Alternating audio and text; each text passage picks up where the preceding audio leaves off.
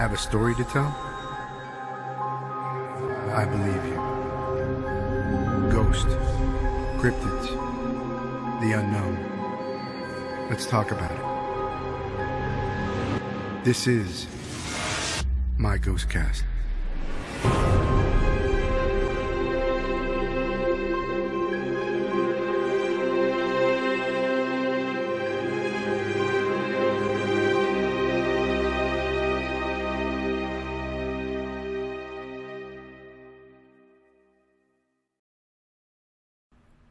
Hey guys, welcome back to the next episode of my GhostCast.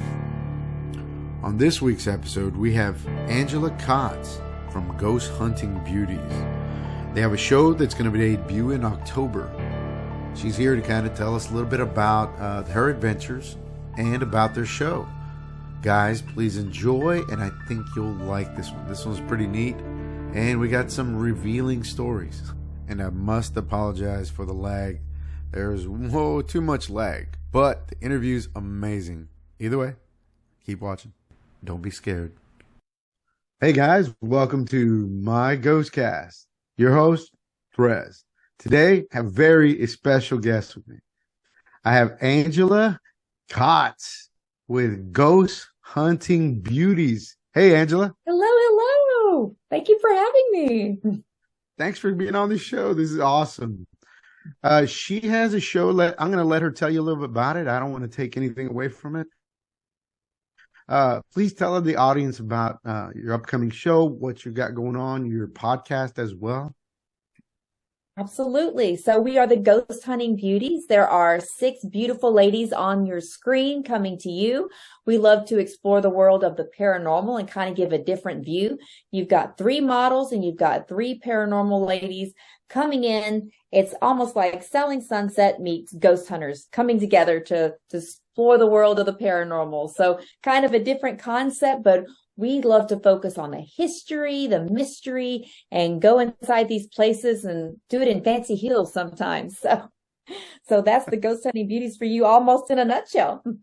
That is awesome. I'm looking forward to seeing it. I've started watching some of her videos on there, and I'm like, oh man, I want to grow up to be that. And we'll get you a pair of heels just for you. I have some skulls on mine. Yeah, a little There beard you on go. We'll bling it up. Blingy skulls. them. So let me start with this. So what got you interested in the paranormal in the first place? My interest in the paranormal started when I was a little kid. My home was haunted, as most people seem to start with their interest in the paranormal. Back then, of course, I didn't know what it was. We didn't have anything except for the scary movies to tell us what ghosts were. So to me, you start seeing a lady walk down your hallway and you're like, oh, you start going, oh my God, it's poltergeist. You're freaking out. Shouldn't be allowed to watch those movies when you're little, but we stay up late and watch them. So, of course, watching the movies, reading the Goosebumps when you're a kid, I was like, you started from there. And I think I read every book you can imagine with ghost stories, with paranormal things. I checked out everything in the library. Even going on to reading all the books about the Bermuda Triangle, aliens, anything that was weird or unusual was right up my alley. So that's basically where I got started. Wow, we got kind of the same thing. I got all them books, waited for the book fairs as a little kid. What was the one? The one from Time, Secrets of the Unknown or something like that. Do you remember any of those? Those in the R.L. Stein. I think I read every one of his books. Oh my God. Yeah, I would get all the, I'm looking forward to getting some. I got some people that are interested in even alien stuff that want to come on the show. And I'm like, oh yeah, because there's a part of me that questions. I'll get your opinion on this. What you think about it. I think I'm wondering if there's some kind of at times there's a connection between what we think is the paranormal and the alien stuff. What do you think? I think there has to be. There's so many things that, paranormal is basically anything going beyond the normal. So who's to say that it's not just people that's passed on? Who's to say that some of these things coming through and communicating are from another world and using the same type of frequency. Like, we don't know. Everything is energy and everything is on different frequencies. I think that's why even cats can hear things that we can't hear. Dogs can see things that we can't see. And everybody has special gifts somehow, some way. Like when you meet someone, everyone I know says they've at least met one alien in their life. They go, that person's an alien. I just know it. I just know it. There's always at least one person. I think I have some of those students in my classes. I'm like, that kid right now, there's something really off with that kid. I telling you, we never know. Maybe we're the aliens and they're normal and we're abnormal. We don't know.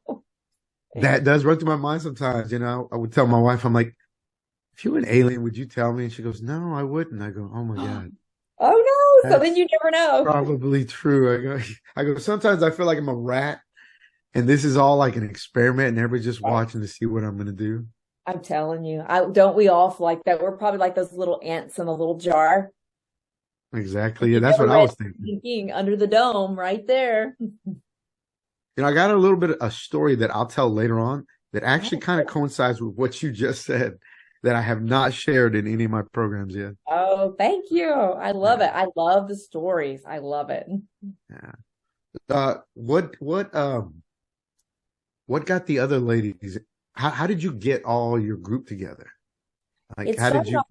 They went on a girls' trip, and I've never done a girls' trip. It's sad to say, I never really done a girls' trip. So these ladies are all dressed beautifully, and they're all out on a girls' trip in Galveston. And if you know all the spooky stuff in Galveston, they stayed at the Hotel Galvez, and just for fun, were using their cell phones to record things, and actually got evidence of the little placards, I think they are, hanging from the door that says do not disturb. They were moving and doing this number here with no air conditioning, nothing to make them do this. And they sent it to me. And I was like, oh my gosh, what is this? And they are climbing in air vents. They were, sneaking in rooms they shouldn't be sneaking into for ghost hunting. And I thought, I've never seen like drop dead gorgeous women all dressed up to the nines, climbing in air vents of all things with their pretty dresses and heels to go ghost hunting. Ghost hunting typically has a formula. Everyone has the same kind of uniform because, you're going in places that are dusty. You're going in places you don't want to fall and put yourself at risk. So women are not usually in high heels doing these things. And I said, what if I had a show where we took models and then we hired paranormal professionals who they're the ones that they've got the boots on the ground, years of experience to teach them and explore with us. So that way we're not just being crazy and doing crazy things. We needed people that had equipment and expertise. And that's when we found Spring Paranormal Investigators. They were legit, 100%. Like I was like, oh, thank goodness, because I didn't know what I was getting into. I didn't know who I'm going to meet, where we're going to go. And they have paved the way for us to show us what to do and what not to do, how to be respectful. Because I know you've seen some people, they're just not respectful when it comes to that. They want everything to be completely spooky. And it started evolving into more of like counseling the dead, if that makes sense. So people on the other side, which I thought they were I knew who they were when I met them, when they started talking about helping spirits versus going after spirits. They're helping spirits, and then they help people who are experiencing things with spirits, and they kind of, have that middle ground there. Yeah, that cross-pollination between the two. That's pretty neat, actually. I myself have run across a lot of people who've told me stories, other teachers, in my industry, and I try to help. They're just legitimately going out there. So I'll, say, hey, I know this person who helps these people out. And then of course you got those specialists, right? The specialists for each of those types. Right. Dr. Price, who's a good friend of mine, who's been on the show quite a bit. He's one angle. We got quite a few others. I interviewed a magician, a traditional magician who handles things from a different area. I'll introduce you to guys because I think that's something I caught you saying earlier. I'm like, what if I introduce them to? Okay. Very cool. Definitely. Okay. Well, guys, we'll be right back. We're going to take a small break and we'll be back with the first story. You're watching My GhostCast. Don't be scared.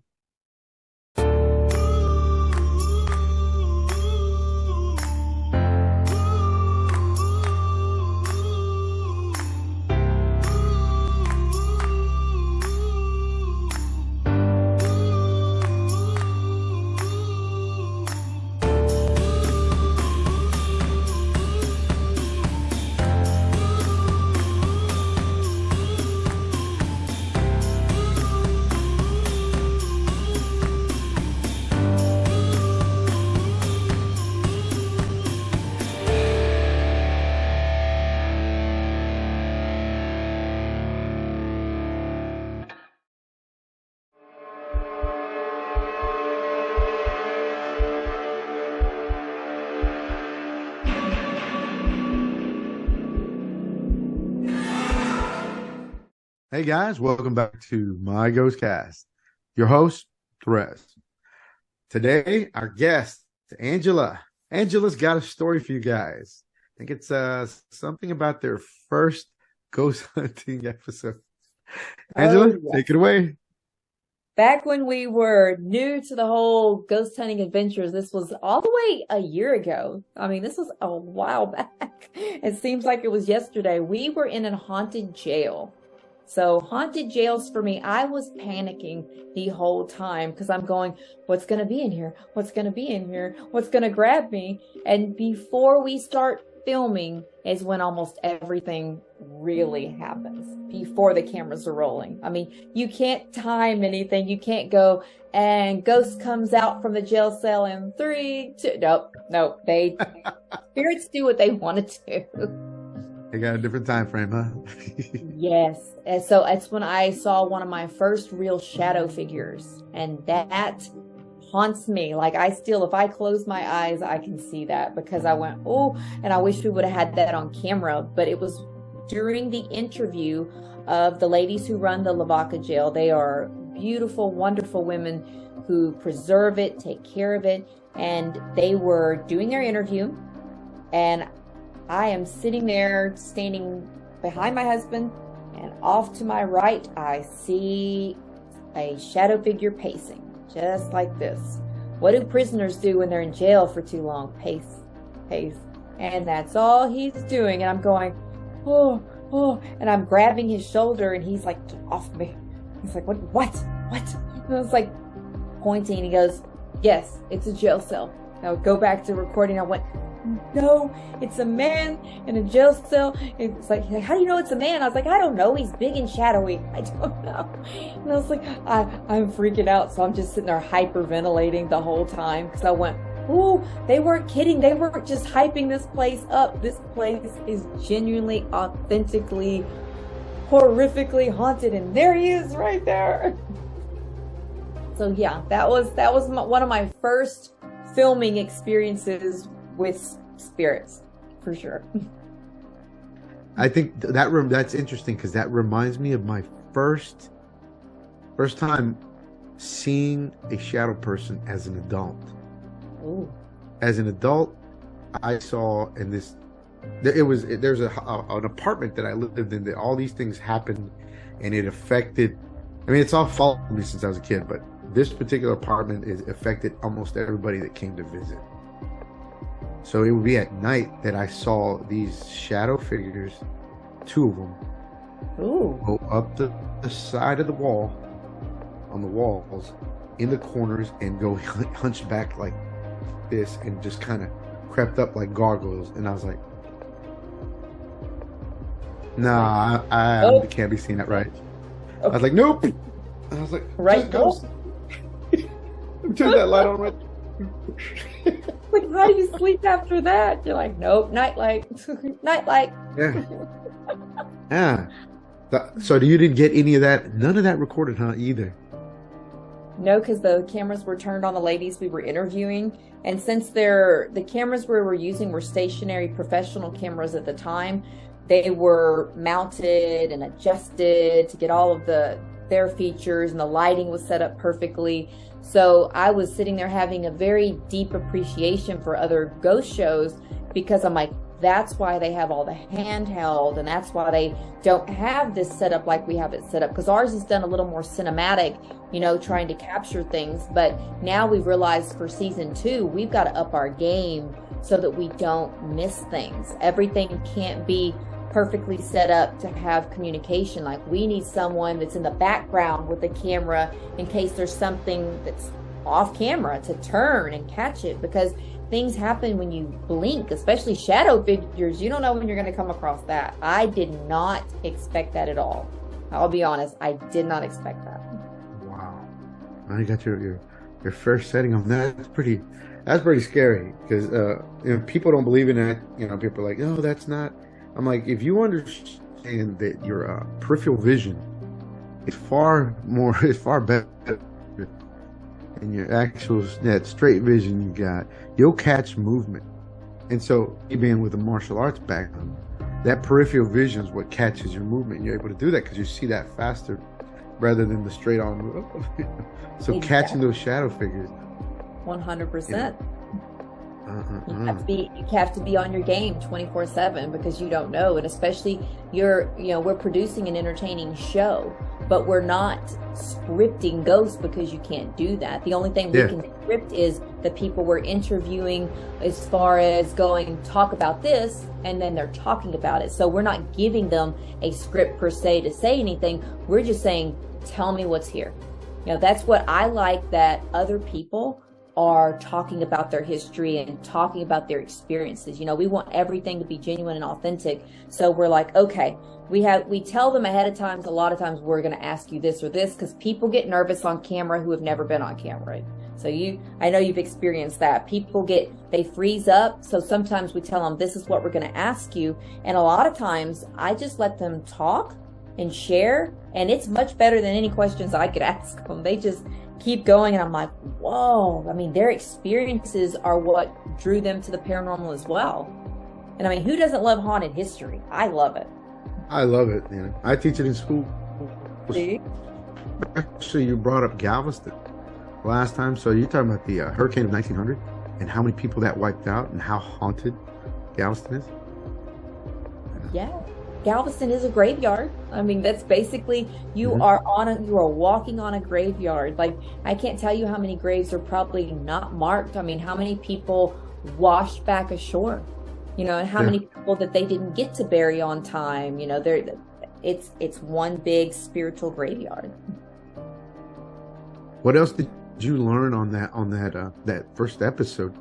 I mean, what you guys, anything you want to share? I know I don't want you anything that they need to see on the show, but anything kind of else that you want to add about that first episode? Absolutely. I learned that, spirits all communicate in different ways. And even, I think it's our fear sometimes when going into haunted situations that can build up something to be something it's not. We get so afraid. So this shadow figure could have simply been a spiritual entity who had done something he regretted, because I believe sometimes spirits get trapped here, and he's simply pacing because he doesn't know what we're doing there. I've learned spirits don't like to be filmed, and that is why I think there's been such a lack of definitive catches on camera. And with all of today's technology, it's hard for us to say what's authentic and what's not authentic. We're always going to question. And I am different than a lot of shows, is I actually love my skeptics. I encourage skeptics. Like, even on our Facebook, I've had people go, I share something and they go, that isn't real right there. This was debunked at da-da-da-da-da-da. And I go, that's why I love you. I was like, because now I'm not saying this is real. I am sharing something that I thought was real, and it was something debunked like 30 years ago. I go, thank you for sharing that. I welcome skeptics, because I want people to keep me on the straight and narrow path with the paranormal. If there's something they know that I don't know, like if I go and the history is incorrect, I want them to correct it, because I want to tell what really happened.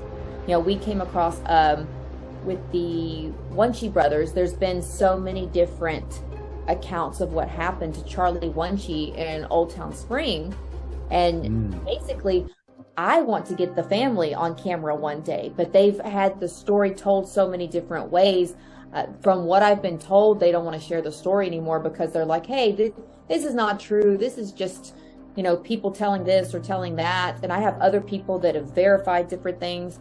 I want everything to be authentic as possible because real history, I think, is scarier than anything we can make up. So true. Oh my God. So true. A real sordid history. That's why when we go on vacation, I'm booking the haunted tour before I book a regular tour because I want to know the seedy history. I don't want to know the boring stuff. It's like, oh, this building was erected in 1800s. While that is interesting, I'm going, so what happened in that building? It's like, oh, somebody jumped from the window. Haunted history. I'm like, I love it. Yeah. Well, when I was in college, I was the president of the history club, and I got along with my professor really well. And we took a trip to Goliad to go see the Goliad massacre, La Bahia. If you ever get a chance, y'all get a chance to go out there, you can actually rent the barracks and stay in the barracks. Oh gosh, man. Oh man! First night we were there, we heard a whole bunch of screaming coming from inside the fort, and we're the only ones there. Yeah. Oh. And there was about there was about 12 of us because we were all asleep. It was already, hey, everybody's asleep, and all of a sudden you start hearing people moaning and screaming inside the courtyard, and that's what woke everybody up. So we're like, oh, what's going on? Oh my God! But the college students. Wow. Yeah. See, that's how you know when that stuff is real. That's why it's good to have so many witnesses and different people, because people go, oh, you were dreaming. Well, it's like, oh, we were all dreaming the same thing. Yeah. We were all woke up to the same thing. You're a little braver in groups too. I found that out, that I'm much braver in groups. So that's why we have a group of us. I get really tough then. Yeah. Oh man, boy, do I got some of those stories. Always one person that gets extra tough that isn't really. And all of a sudden, when everybody leaves them behind, wait a minute. Right? Oh my gosh. I'm the one that goes, I think that's almost the theme for season 1 is somehow Angela gets left alone. That might as well be what the show, just rename it as we left Angela alone. Because it's like, oh, it's Angela the one thing we teach. And it's the one thing that we have violated because like I said, when you're filming, there's so much people don't know. And we don't mind giving away the movie magic, so to speak, because I want them to see what we're doing. I want people to see, that's why I said now we're adding more cameras and we're adding more crew and people, because it was so hard to have one person trying to work 2 cameras and you just don't catch all these things. We actually had seen, I'll share something I haven't shared on any podcast or anything else. So I'll give you a behind the scenes story. All right. Thank you. Hotel Icon was, we didn't get as much activity on film as we did behind the scenes. As we were sitting there, we saw a man walk through a mirror, come out of the mirror. And I'm sitting there. I always go to the logic first. I go, well, it's 2 a.m. I am absolutely seeing things. Like, I am sleep deprived. I am seeing things. And then one of the paranormal girls taps me. And then I'm looking and we're all going, and I'm like, I'm not the only person that saw this. I go, oh, okay. I'm not crazy. Either we're collectively crazy or, it can't be like a group hallucination here. I know we're all tired, but so that seeing someone walk out of a mirror absolutely terrified me, but you can't move. It is being frozen. And things started happening with me in my home after filming and along with our other girls, but I'm going to have them share at a later time because I respect their privacy. There's been things that have happened to them at the filming. So things can follow you.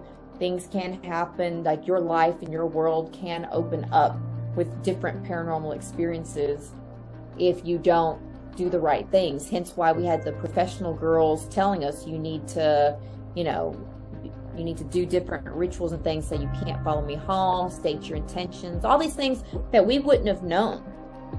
And that's why we don't encourage everyone to just go out there and do it. We say, watch us, learn from us, and go on some ghost hunts, like guided with people that know what they're doing, and build up to that. Start getting experience before you go out there and just go for it. We don't want people going out and aggravating spirits, because then what if that location, it really starts cranking things up? Or even worse, it follows you home. Yeah, which that happens to me. Being a medium, they attach to me. And if I don't, a lot of times when it's 3 a.m, I have not stated intentions of saying, you can't follow me home. By then I go, sure, follow me home, do the dishes, do the laundry while you're there. If you're going to follow me, you might as well do something about it. Can you cut the grass? Can you do the lawn this week? Just a little bit. Water the lawn. It needs it more than cutting it.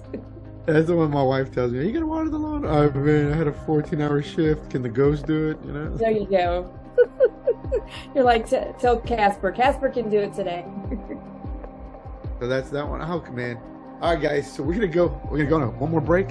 We'll be right back, and we're going to continue with Angela's stories. And please go grab something to drink, use the bathroom, come right back.